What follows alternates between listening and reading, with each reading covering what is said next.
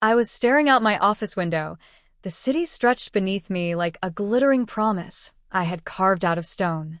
The glass was spotless, my reflection framed by the silk blouse I'd chosen that morning, ivory, with sleeves just long enough to hide the faint scar on my wrist I almost never talk about. My desk hummed quietly with the sound of my phone, buzzing again, another notification lighting up the screen. For years, I'd kept certain chapters of my life tucked away, buried under layers of work and success. My colleagues saw me as composed, efficient, maybe even enviable.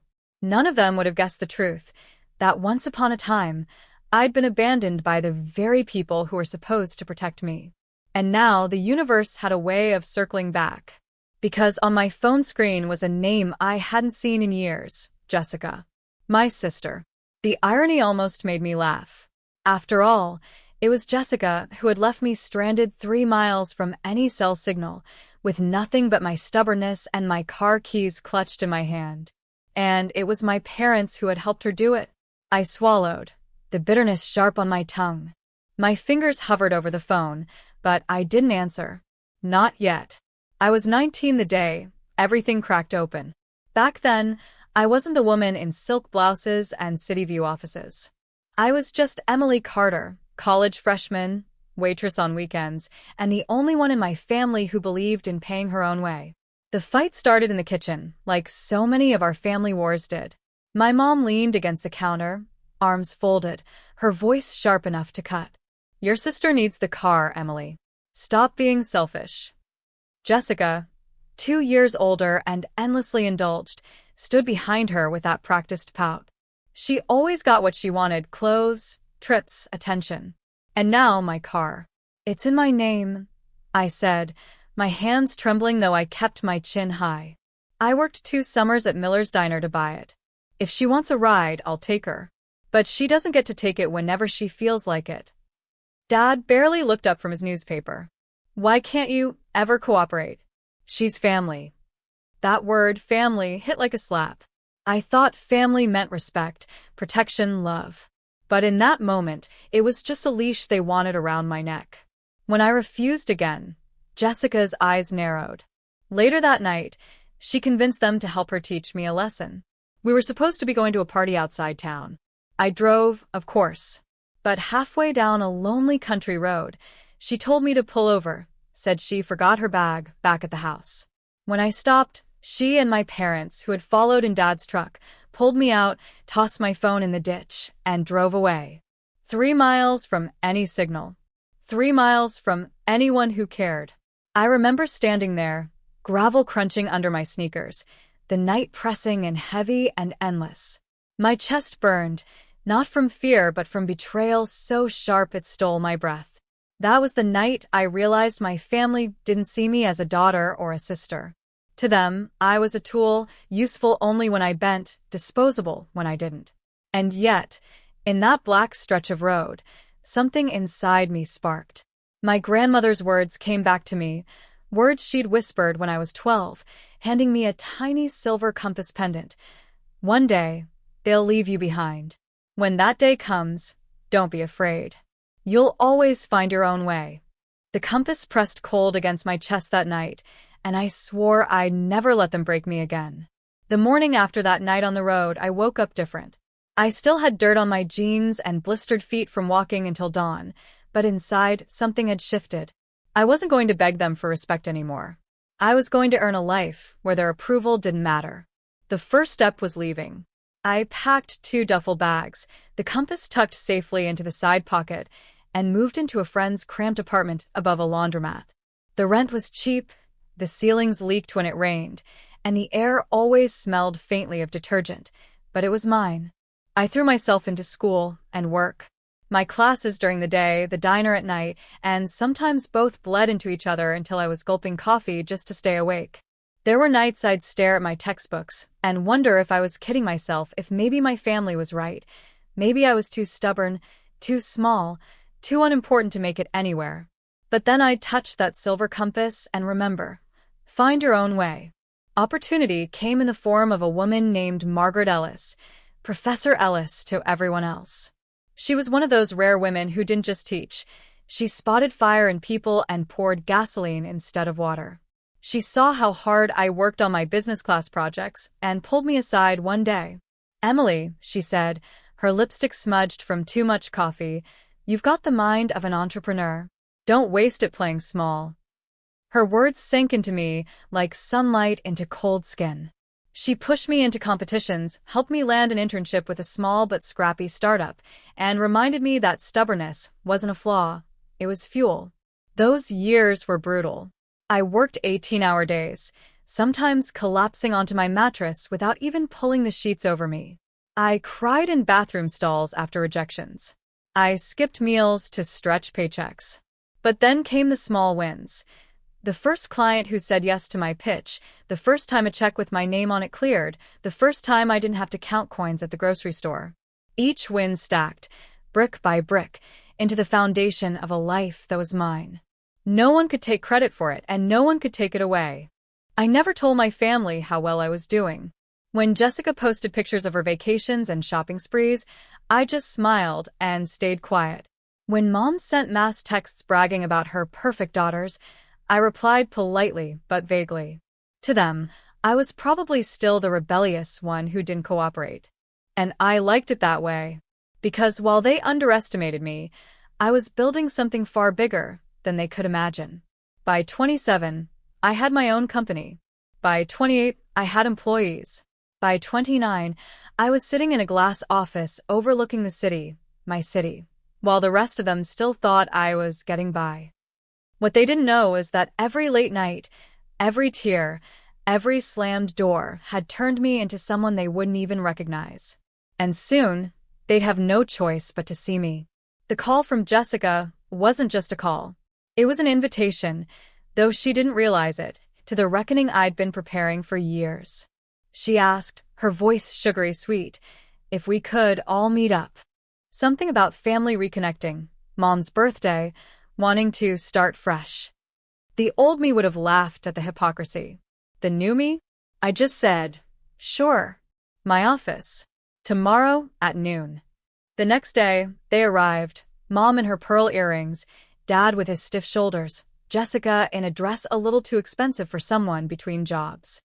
They walked into the lobby expecting to see the Emily they had abandoned, timid, small, easy to dismiss. Instead, they stepped into my world. The reception area gleamed with white marble floors and soft golden light. My assistant, sharp blazer, red nails, greeted them and led them past walls lined with modern art. Every piece had meaning, chosen carefully, reminders of the path I'd carved.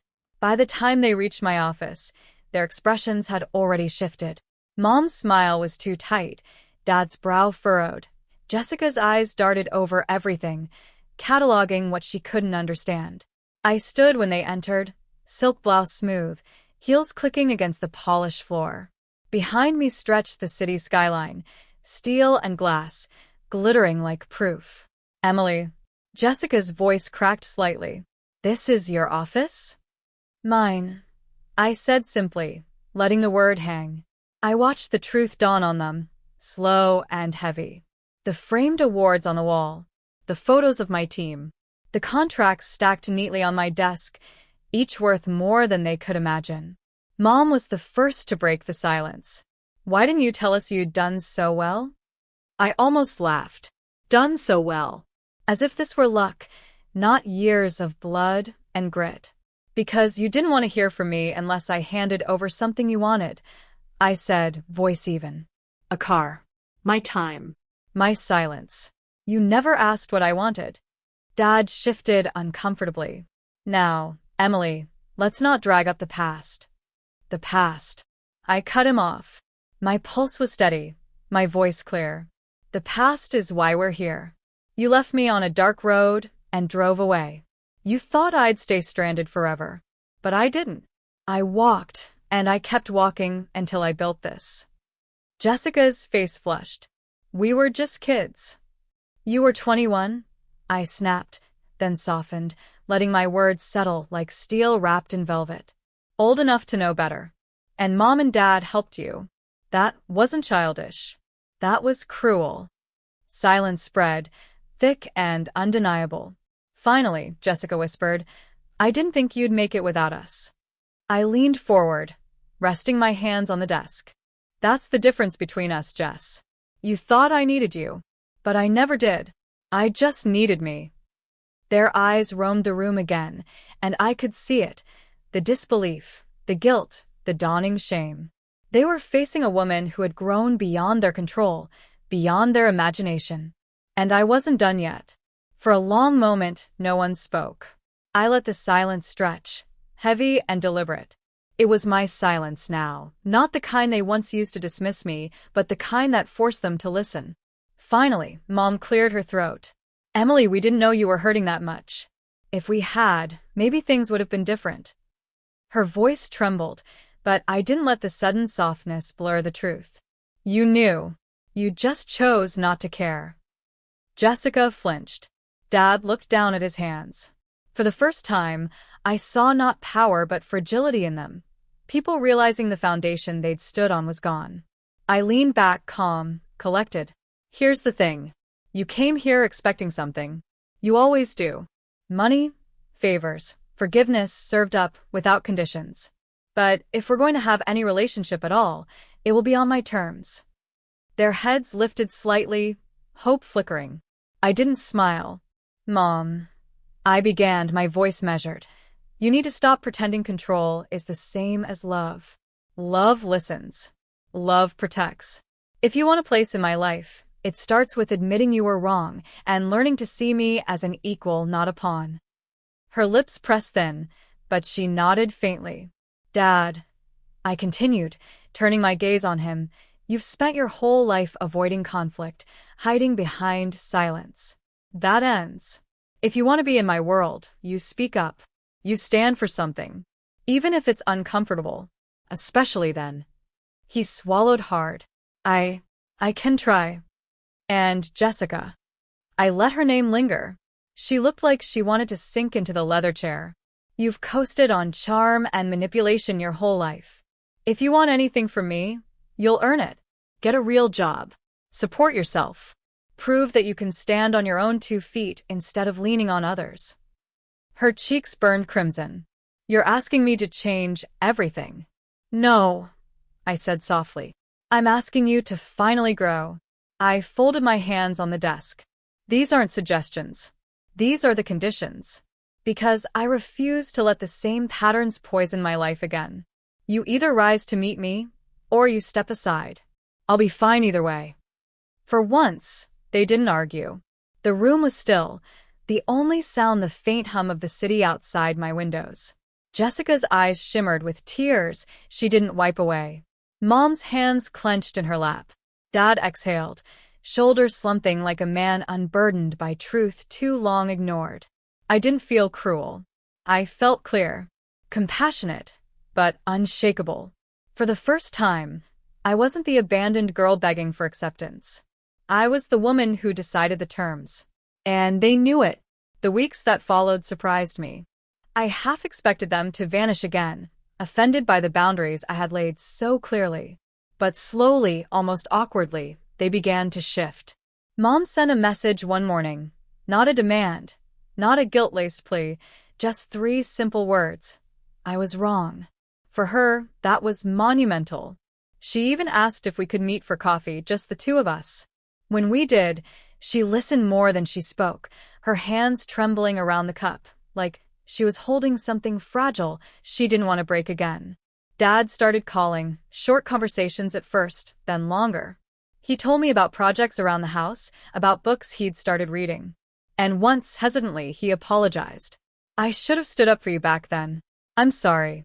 His voice cracked, and for the first time, I believed he meant it. And Jessica, she stumbled the hardest.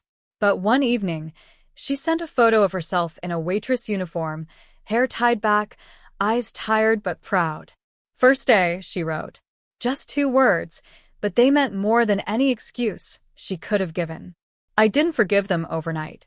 Wounds like mine don't close with a single stitch. But I could feel something loosening in me, a weight I'd carried since that dark road years ago. They weren't healed yet, and neither was I, but we were trying, this time on honest ground. One night, I stood by my office window, the city glowing beneath me. My fingers brushed the silver compass pendant at my neck. It was scratched now, worn from years of being pressed against my skin during exams, interviews, late-night cries, and victories no one else had witnessed. I thought of my grandmother's words again. "You'll always find your own way." She had been right. That night on the gravel road, when I was left behind, I thought I was broken.